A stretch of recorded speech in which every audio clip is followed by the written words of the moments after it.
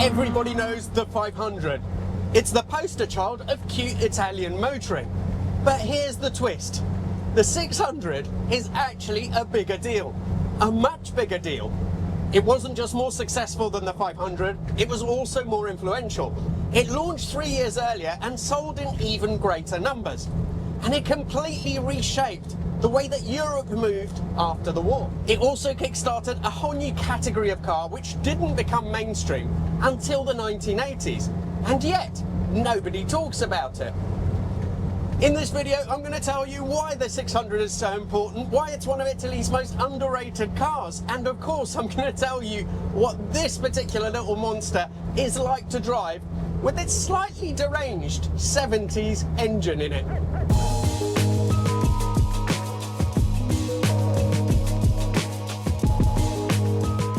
Let's rewind to the 1950s. Italy's post-war economic miracle was already well underway. Fiat was massive. It was the fourth largest car maker in the world, and its 500 Topolino had helped to motorize the masses. But it was aging, small, outdated, and Fiat needed something modern to take on the Volkswagen Beetle.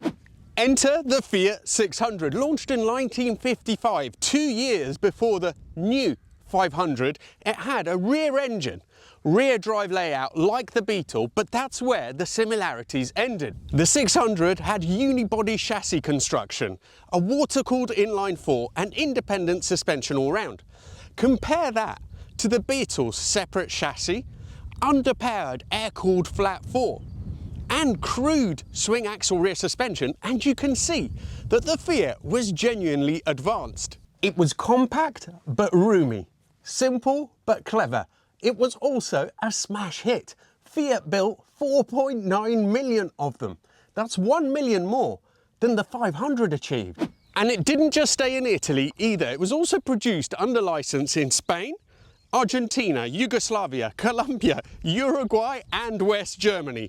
It was a global workhorse just in a very small package. But here's the wild bit. The 600 wasn't just mobilising families, it also invented an entirely new kind of car. In 1956, Fiat released the Multiplex. It was the same basic platform, but it could seat 6 people. 6 in a car this small. It was essentially the world's first mass-produced MPV, 30 years before Renault did it with the Espace. So yes, before Fiat were making spicier baths and the tiny Panda, they were quietly reinventing the family car. And just check out how amazing this thing is. I know it's not quite as cute in proportions as the 500, but even then, look at this lovely detailing. This is one of the early cars with the suicide doors, which we'll talk about in a minute. But look at this badge. These 3 little stripes, the Fiat badge there with the swept line that goes behind it, the lovely hooded lights.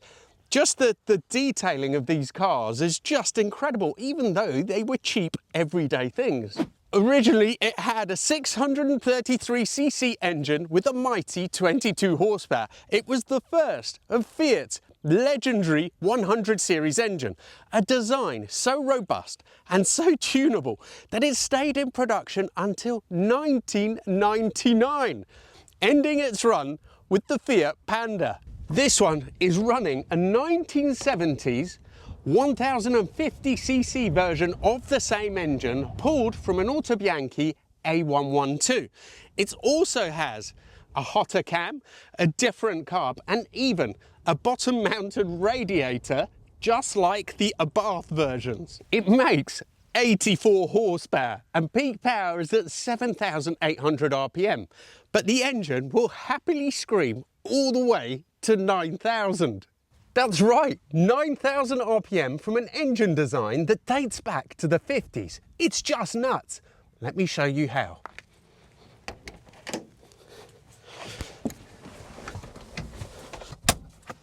Now this one belongs to my friend Anton from Not Normal Motors. He's lent it to me today, so thanks buddy. If you guys ever need any work doing on a Fiat of this era, 50s, 60s, 70s, 80s, even 90s, Anton is definitely your man. I'll put his details in the video description.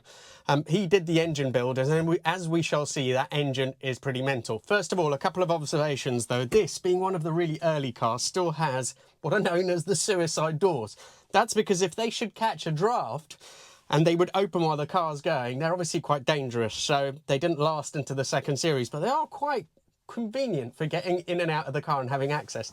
Another interesting thing is these seats, they just sort of, there's nothing holding them in. They just tilt. You just push it and it tilts forward to get access to the back. In terms of practicality, it is a very small car.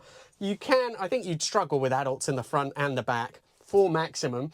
And also the front boot is small, but considering the overall size, it's still a miracle of packaging. Now, to get it started, essentially you turn the key here, but then there's two quite interesting levers here. This one on the left is the choke, and then on the right you have the starter.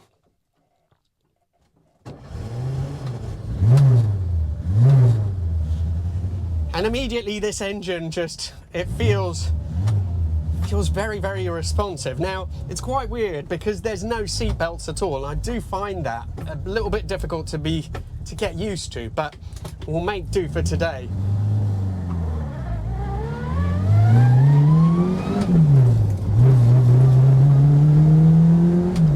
Now, I think that first gear is actually straight cut. It's got a whine to it. I know Anton has made some other modifications.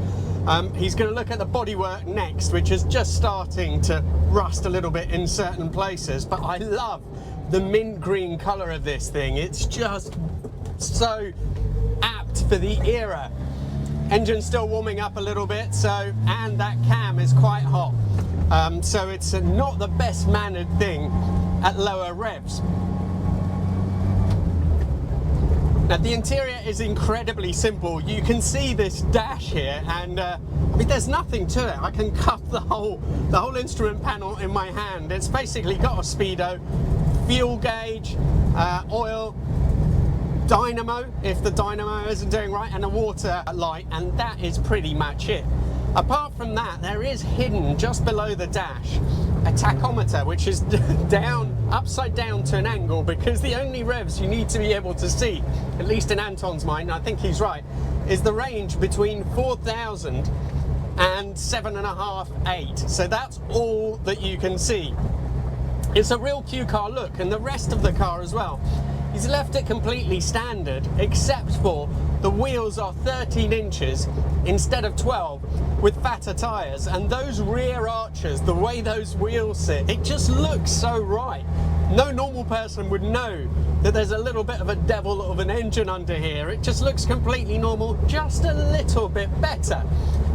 Perfect little hot rod, really.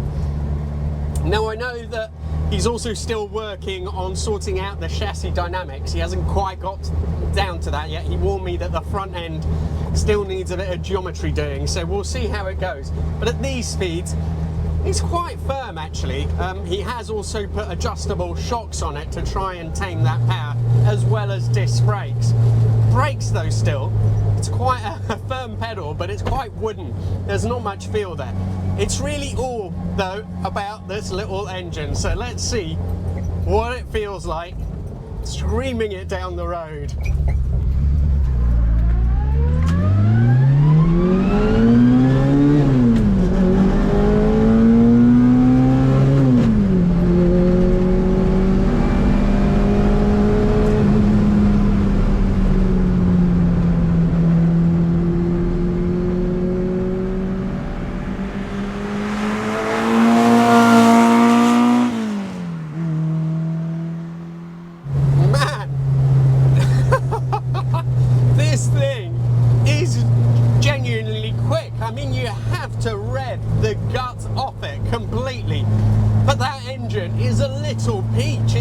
A screamer, and it really goes 600 kilos these way, with 84 horsepower. I promise you that's enough. It goes up to 60 really quick. I'm not sure how many seconds that would be, but it is genuinely fast.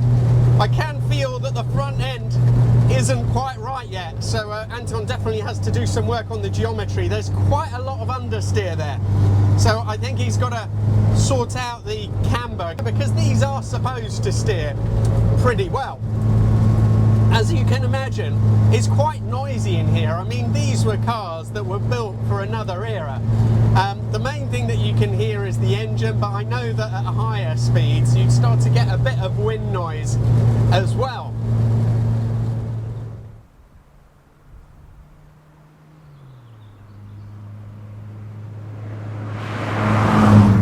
As I was going up through the gears, a black Lotus Electra was coming the other way. Electra, or I don't know, whichever one the new electric 4x4 thing is, and the contrast between the two couldn't have been greater. You had this lovely mint green, small, light thing going down the road, huge involvement, the engine buzzing away, doing its best, and then you had this big black thing. I think they're pretty ugly.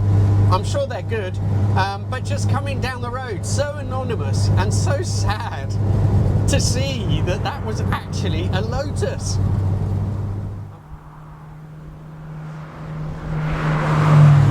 Now, the standard cars really are quite slow, but they have their own charms. A lot of people, though, have upgraded to one of the later engines because it just means that you can keep up with traffic, have a little bit more fun and relax a little bit more into the drive. There are also later versions of these cars which had bigger engines, and of course there's the 850 TC or 1000 TC as well. There's all the Abarth versions, which, like this one, also have an extra radiator at the bottom. They were actually pretty successful in racing.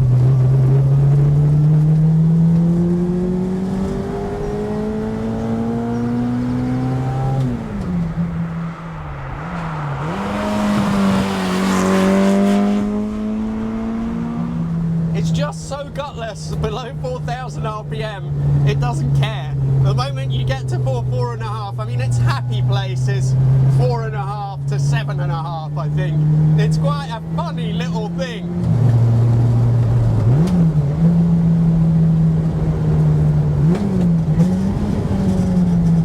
Let's take it through the gears one more time.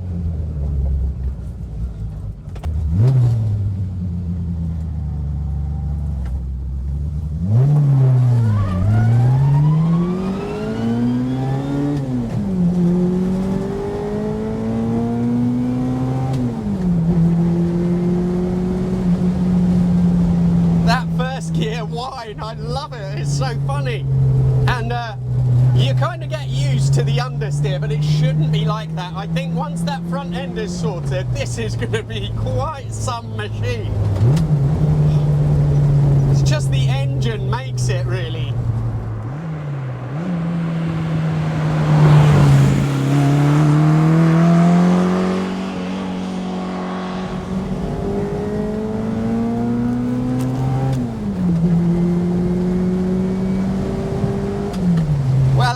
You've built an amazing lump. I love that. That is so cool. I also love the way this car looks. I think it's just perfect. You could go for the full-on Abarth look with all the spoilers and everything else, but to be honest, I prefer it like this, just with those fatter tyres sitting in those rear arches just so perfectly.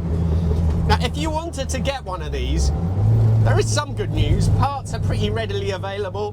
Most of them. I think some of the bits of trim can be a bit tricky. Of course, rust is your biggest enemy. Ideally, you want to go for one of the early cars like this with the suicide doors, the lovely dash, old style dash. They made some later versions which had less chrome. They were less decorated, didn't look quite as nice. I think at the moment on the market, there's a few in Europe. They seem to hover around or just below the £10,000 mark, maybe a little bit more depending on what you go for. Something like this with an engine like that, which is super rare, would obviously be a lot more. There's a couple in the UK right now. There's also a mint green one, same colour as this. I think that's in Europe. And there's a later car in the UK which is cheaper, I think around the £5,000 mark, but if I was going for one, I would definitely have to get one of these early cars. They're just so much prettier. The later ones have less sort of decoration, less chrome on them, less steel. The whole car, I think, just works better than the updated ones that came later on. Now look, I'm not having a go at the 500. I love the 500 and I think it's one of the cutest cars ever made. In terms of just looks, this can't quite compete, but you do have to realise that commercially it was more successful for Fiat. It had more of an impact. It was really part of that economic miracle where everything Italy was doing was just expanding, moving forward and growing. And yet, you know, these are just largely forgotten, and it shouldn't be that way. It was such an important car. Now, as I mentioned earlier, these were made under license in lots of different places. There was also a version by Steyr Puch, who was then based in, I think they were assembled in West Germany or in Austria. The same thing happened with the 500. They made a really interesting version with their own engine. Did a video on one of those a while back, so do take a look if you're interested. Massive thanks to Anton for lending us his car for today. Do get in touch with him. If you've got a classic Italian, he can help you out. And thanks to all of you for watching.